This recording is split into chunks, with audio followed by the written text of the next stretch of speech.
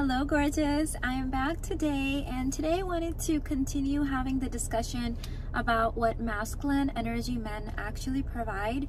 If you haven't seen part 1 of this video, I highly recommend that you do. Doesn't matter what order, but I'll go ahead and link that in the description box. So I got cut off in that discussion as I had to go for our date night. And the next thing on that list of what masculine energy men actually provide, besides money, of course, is community and networking. So if you really think about how men have evolved as hunters and women have evolved as gatherers, men have this huge evolutionary history with working in like little packs, like hunters, right? Like men would go hunting together. And so because of that, they learned cooperation and like friendship and a lot of things that were really needed and core to their survival in the hunting field so much differently than women did. And I could never understand for myself why like networking wasn't a huge thing for me. I'm all about one-to-one connections with people, but I'm not big on like networking and that like very kind of masculine paradigm. And I thought, okay, this is just me, maybe I just don't get it. But interestingly enough, what I was discounting is that I've never had to network because of my parents' network and because of my husband's network, right? So when I was born into my family, my dad had this huge network, and because of that my mother had this huge network, and so I benefited from their network, right? Like if I need a doctor, they know someone. If I need, whatever services, they've got a friend, they know someone. And so I'm born into like this tribe, this community that is provided primarily in my culture from your father and everyone that your father knows, and then like your mother's family, which again goes back to her father. So when I got married to Irfan, the package deal that I got with him is his entire family is now my tribe, right? His uncles, his brothers, his cousins, brothers-in-law, like all of those people now become a part of my network. And so they've all got me. They are all my support team. They are all my family. Not only that, but Irfan has this huge circle of friends. Oh my God. And the best of the best. It's like all of the world's best providers got together and like this is the group, right? I mean, just the best of the best guys. Like if we ever went back to living in like caveman tribal communities, this is the tribe that I would want to be a part of, because I want these hunters providing for me and protecting me.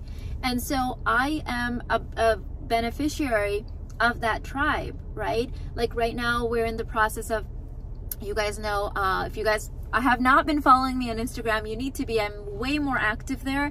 I share my daily like what's going on Instagram so much more than I'm able to do so on YouTube. So make sure you're following me there. It's linked in the description box. But I've been sharing my journey with buying this house, and same thing, like Irfan's friends are like all over it, like advising us, like helping us through the whole process.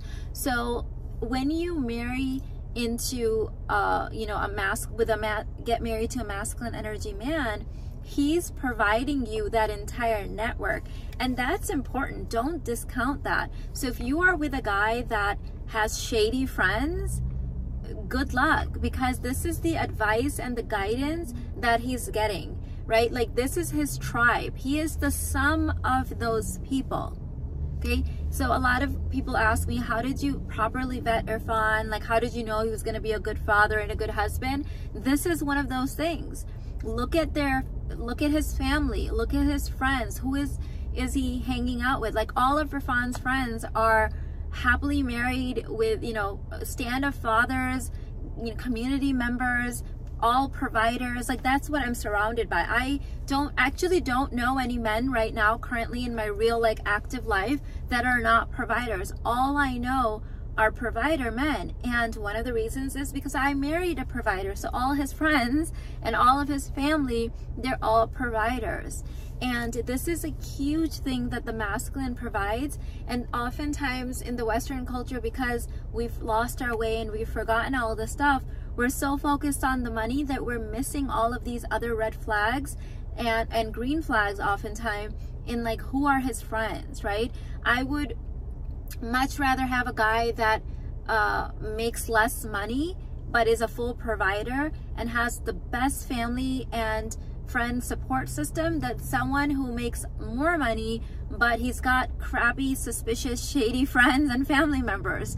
Because at the end of the day, they're coming as a full package with the whole team, okay? Like it's a full package deal.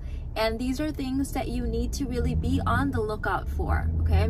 So when women say to me, oh, I don't like it when he hangs out with his friends or this and that, watch out for that, right? If you don't like it because he's hanging out with his friends because his friends are shady, that's important to note. Like, let that guy deselect himself off your rotation, right? But if he's got amazing friends and you don't like him to hang out with them, that's on you. That's your inner work, because men need friendship. Like I actually, based on my studies and my research, I'm actually gonna say that men need friends. They need male friendships way more than women need other women friendships, okay?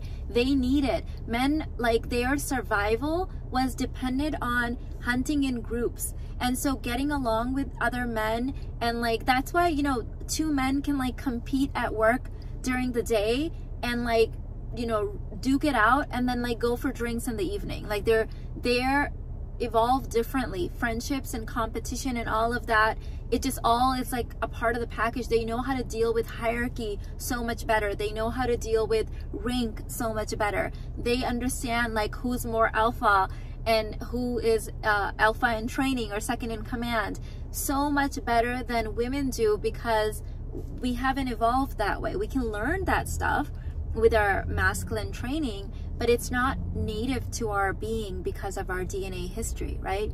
So men desperately need male friends, and if your man hangs out with other masculine energy men, he's actually going to be a better man for it. He's going to have more testosterone, like he's going to be healthier.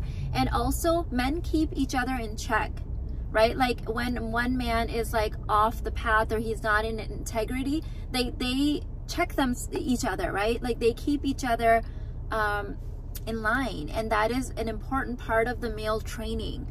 So even like, you know, when you're married to an older like alpha male like I am, even then, like if my husband's friends are like, you know, killing it in one area of life and maybe he needs improvement, having a friend that's killing it in that area of life and like really improving himself inspires my husband to do the same, right? Whereas if my husband had friends that were like barely roughing through, then my husband would be like, well, I'm better than everyone else, so like I guess I'm okay, right? So this matters so much. Do not discount it, okay? If you want to learn more about male psychology and how men work, I highly recommend the Divine Union course for you. It's currently at 50% off. I'm running a flash sale. In fact, there's only a couple of hours left to the sale. So go ahead and check this out, because I go into depth about how men think. And here's something that you need to understand. Men and women are different.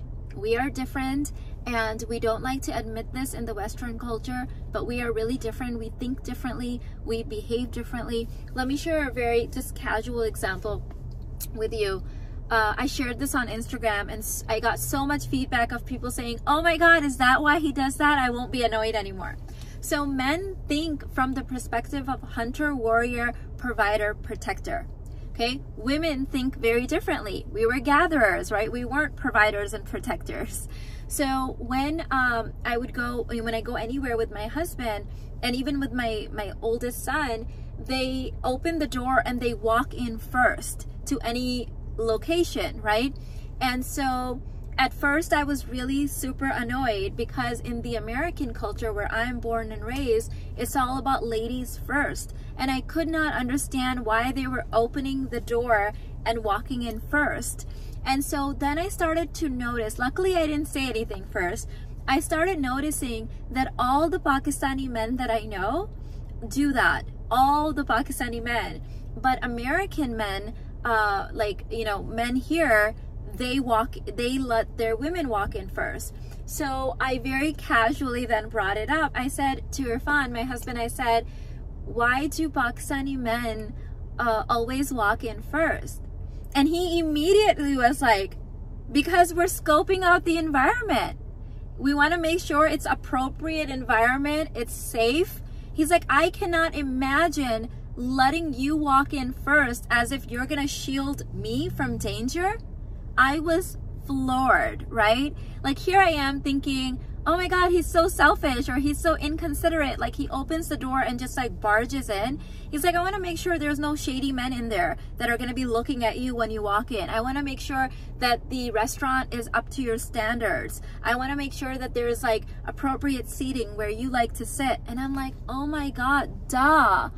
Provider, protector is going to walk in first and make sure it is safe for me to walk in. And he's like, he said, if you notice in Pakistan, men will actually leave women sitting in the car, go inside first, check it out, and then come and say, yes, this is a family-friendly restaurant, you can come inside. I'm like, yes, my uncles used to do that all the time. They wouldn't even let us in the restaurant unless they went and checked out and made sure there were no like shady men in there, or like it was like a family-friendly place. And he's like, that's why we walk in first. And then this is the embarrassing part. Irfan's like, I can't believe you didn't know that.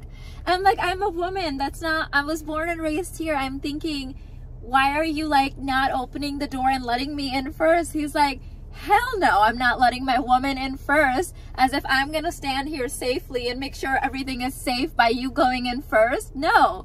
So do you see, like, this is an illustration of how we're so different.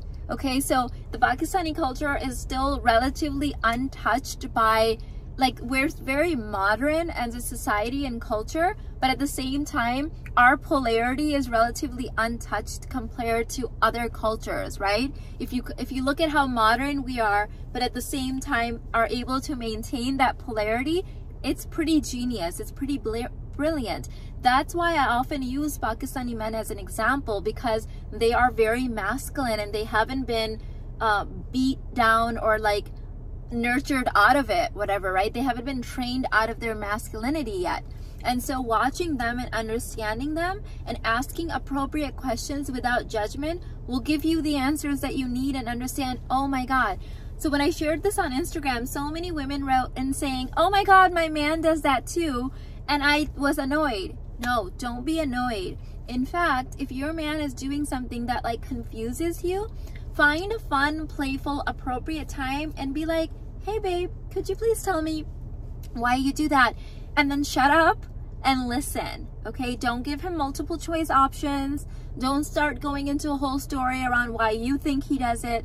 Listen to him. See why he does it. And you might just be surprised to learn that it's deeply rooted provider and protecting that makes him act, behave, think the way that he does.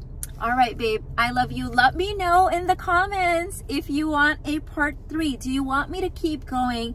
Do you like this kind of content? I need feedback, please, because I want to make the type of content that you love and you adore. I'll see you on Instagram.